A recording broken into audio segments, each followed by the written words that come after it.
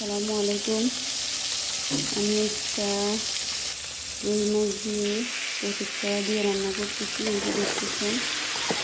তো আমার চুলাটা বন্ধ হয়েছে, এখন বারবার চুলাটা কেটে যায়। তো আজকে আমার রান্না খুবই দেরি হয়ে গেছে। তো এই যে দেখতেছেন, কেমন লাগবে পরে দেখা যাবে।